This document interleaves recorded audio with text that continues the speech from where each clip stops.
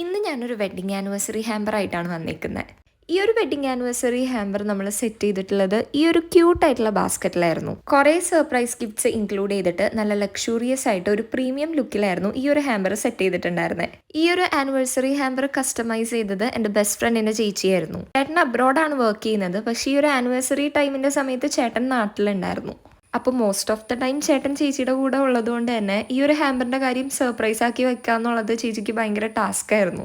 അങ്ങനെ കുറച്ചധികം ലേറ്റ് ആയിട്ടാണ് ചേച്ചി ഓർഡർ തന്നതെങ്കിലും ചേട്ടൻ അറിയാതെ തന്നെ സർപ്രൈസ് നല്ല അടിപൊളിയായിട്ട് സെറ്റ് ചെയ്യാൻ പറ്റി. അങ്ങനെ ചേച്ചിയുടെ ഐഡിയാസ് ആൻഡ് സജഷൻസ് അനുസരിച്ച് ചേട്ടനെ സർപ്രൈസ് ചെയ്യാൻ വേണ്ടി സെറ്റ് ചെയ്ത ഈ ഒരു ക്യൂട്ട് ആയിട്ടുള്ള ഹാമ്പർ ബാസ്ക്കറ്റിലേക്ക് ഷർട്ടും ആൻഡ് പെയർ ഓഫ് ഷൂസും പിന്നെ പെർഫ്യൂം ഗിഫ്റ്റ് സെറ്റും ഒരു മിനി ബോക്സ് ഓഫ് ഡെസേർട്ടും സെൻറ്റഡ് ക്യാൻഡിലും കുറച്ച് ചോക്ലേറ്റ്സും ആഡ് ചെയ്തു.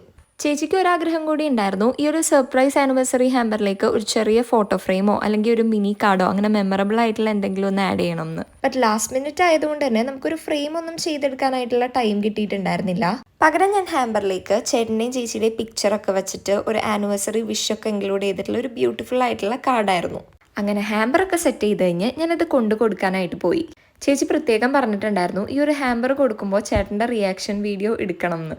എൻ്റെ ബെസ്റ്റ് ഫ്രണ്ടിന്റെ കല്യാണത്തിന് കുറച്ച് ദിവസങ്ങൾക്ക് മുന്നേ ആയിരുന്നു ചേട്ടൻ്റെയും ചേച്ചിയുടെയും വെഡിങ് ആനിവേഴ്സറി. അപ്പോൾ ചേട്ടൻ ശരിക്കും ആക്ച്വലി വിചാരിച്ചിരുന്നത് എന്താണെന്ന് വെച്ചാൽ ഞാൻ എൻ്റെ ബെസ്റ്റ് ഫ്രണ്ടിനെ സർപ്രൈസ് ചെയ്യാൻ വേണ്ടിയിട്ട് എന്തോ പ്ലാൻ ചെയ്യുന്നുണ്ട്, അതിന് വേണ്ടിയിട്ടാണ് ചേച്ചിനെ കോൺടാക്ട് ചെയ്യുന്നതെന്നായിരുന്നു.